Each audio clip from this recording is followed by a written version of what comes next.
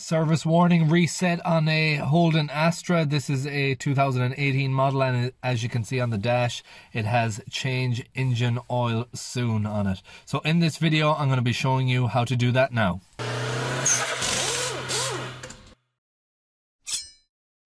So what you want to do with the ignition switched on is come down to the controls on the steering wheel here, and you will be selecting from this. So if you click on the enter button, if you just look in this screen here, you will be pressing across, getting to the vehicle side of it, scrolling down when you get to there.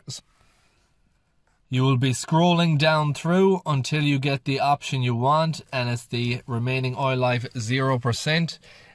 To reset that, it's very simply press and hold this button here.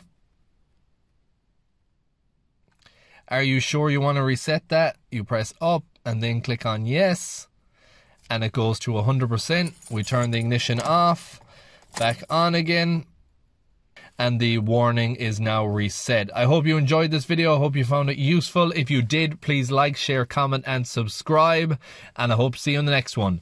Thanks for watching.